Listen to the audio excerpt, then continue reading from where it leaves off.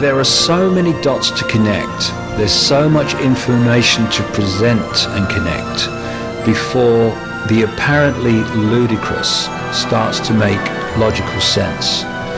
The mainstream media will never ever give you enough time to make those connections.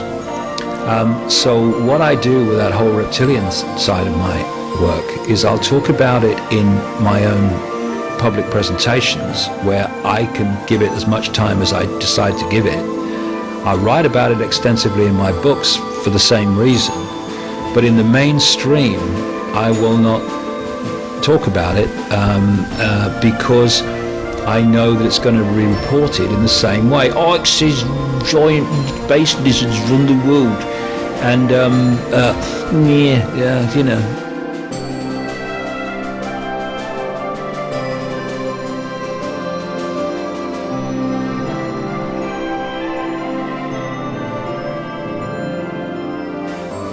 What level of consciousness controls the mainstream media? The intellect, and sometimes a very, very, very low level of intellect. And therefore, apart from the odd journalist who is more whole-brained, if you like, and multi-level consciousness, not just intellectually conscious, then they're just not going to see it. They're not going to get it.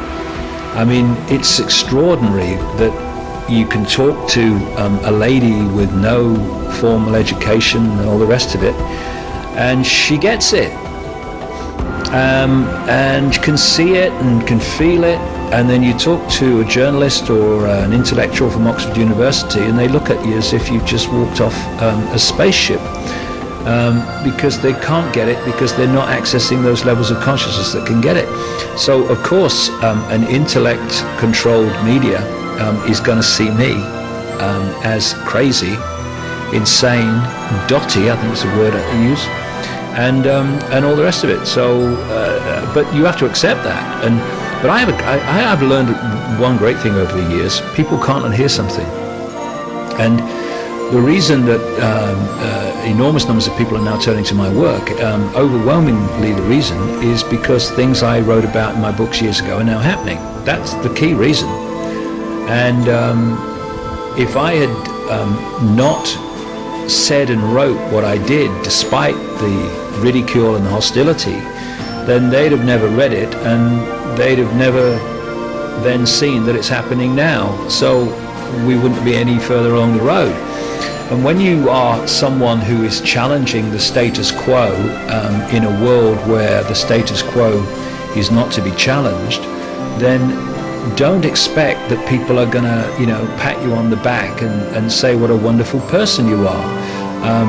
You've got to accept you're going to get ridiculed, you're going to get condemned, you're going to get massively misrepresented, and you just have to accept that that's it. And if you don't like it, well, go and do something else, because this is what happens when you do what you do. And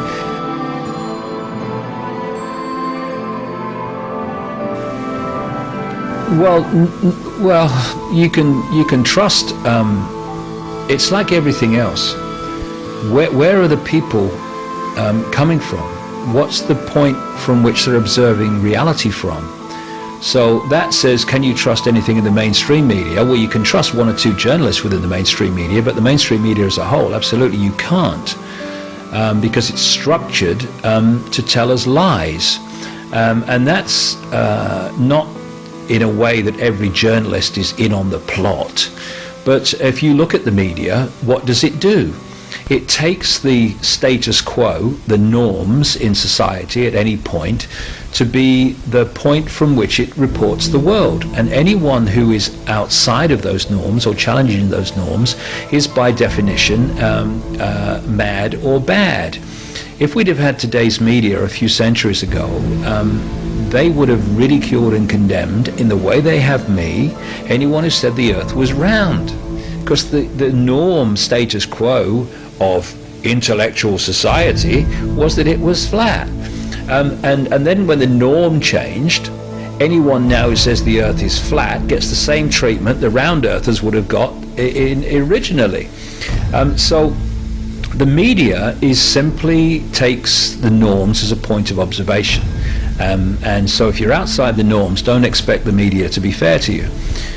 But there are people in on the internet who I don't agree with everything they say, but they are coming from a place of truth.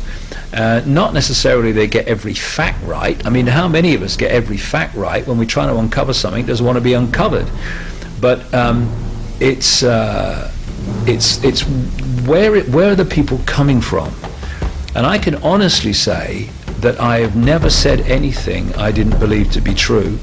That doesn't mean that I've got every fact and every dotted I and every crossed T right, but I've never said anything I didn't believe to be true. Now, if anyone coming from that perspective, not every last thing they say is going to be 100% accurate, but you know that you can trust the vast majority of what they're saying, and certainly the themes of what they're saying, are coming from a place of they believe it.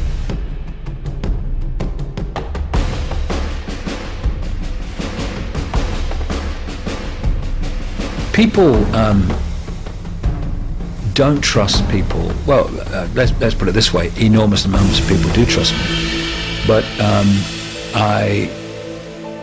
people are distrustful of anyone who is saying something that is different from the norm. By definition, it's different. So, this man's strange, and with strange comes a sense of trustworthiness.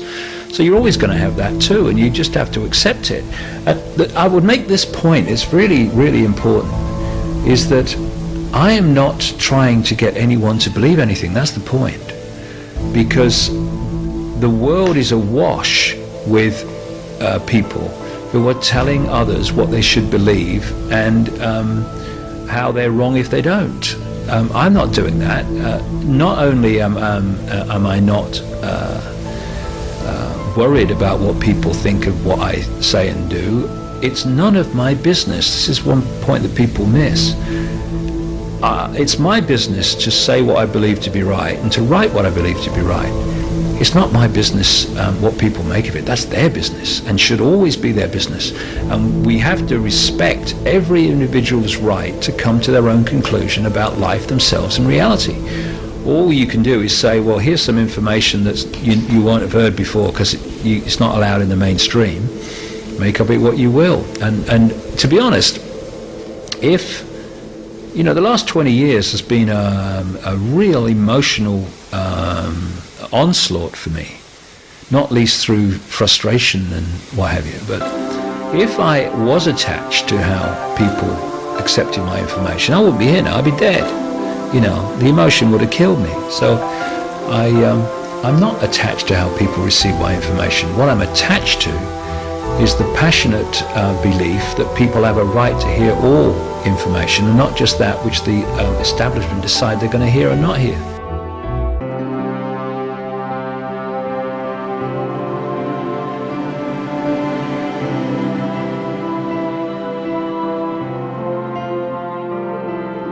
I mean, I'm a journalist, really, at the intellectual level of this, uncovering the history, background, and methods of operation of this whole network of global control.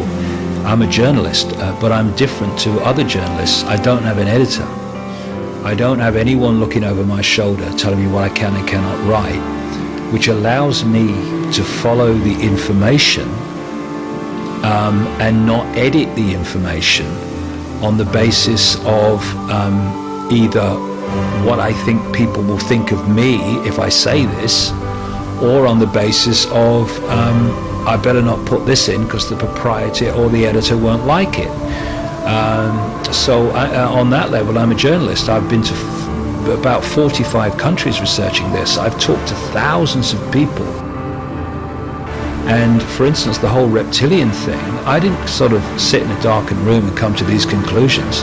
I just kept meeting people all over the world who'd had experience of it. That's where it came from.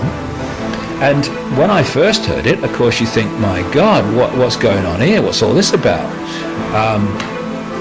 But when you have met so many people in so many different countries from so many different walks of life. This is where the synchronicity comes in, of who telling you the same thing and the same experiences. Well, then you start to say, well, either I'm going to shut this off because I know what the reaction of people will be if I say it, or this deserves to be talked about because this is now, there's just too many bloody coincidences here, too many common themes. So that's the way I operate, and I just follow my heart, my intuition, and sometimes my head is telling me, no, you don't want to do that today, you don't want to go there. Oh, what are you going there for? Or used to anyway, doesn't so much now. But my heart says, I want to go there. My intuition says, go there, and I go there. And that's what, where synchronicity comes from. Again, we're back to the same theme again. The intellect or higher consciousness, the head or the heart, because the intellect sees things as apart and divided from each other, synchronicity is the connection of things, right? So it can have a problem with synchronicity. And so when you have an intuitive feeling to be somewhere, to go somewhere, then the head can start listing all the reasons why you shouldn't go. Oh, you don't want to go there today, look at the weather, all this, blah, blah, blah. And the heart, go, I want to go, I want to go. And when you go, something happens that takes you further along the journey, which wouldn't have happened if you'd listened to the head and stayed at home. And so the great change in my life came in about 1989, 1990, when I decided that when my head and my heart were in conflict over a action, then I would go with my heart and take the consequences. And what I found was very interesting, because when you go with your heart, you're going with a level of consciousness that is beyond the intellect, and the intellect is what controls this reality and through which most people perceive this reality. So when you go with your heart, you immediately start beating to a different drum. You immediately start acting in ways that are different to mainstream society. And of course, you're going to get reactions from that from mainstream society. They're going to look at me, they're going to call you crazy, they're going to call you insane and nutty and all the rest of it. And when people start to receive not perhaps the extreme level of reaction that I got, because I did it publicly, but in their own lives, when they start to get adverse reaction from following their heart because of what they do and where it takes them, a lot of people then pull back from the heart and go to their head because they think it's easier that way. But if you stick with it and you keep following your intuition, even when your head intellect's going, see, told you what would happen if you did this. If you keep with it, eventually amazing things start to happen, and you look back and you think, well, not only have these happened, they've happened because I went with my intuition. And what happens eventually is what I found in my life is the intellect starts observing this, and it starts to see that although when you follow your intuition, you follow your heart, you might get into some scrapes and some challenges. Eventually, it all works out. Not despite following your intuition, but because of it. And what happens then is your head and your heart start to sync, and you start to think and feel the same things. And so today, it's very rare that it's almost non-existent today, that my heart, my intuition will say I need to do this, and my head will say you can't, or why I shouldn't. It's almost non-existent. The two go together. They're mates rather than at war with each other, as they are in most people, and they were in me before this all started.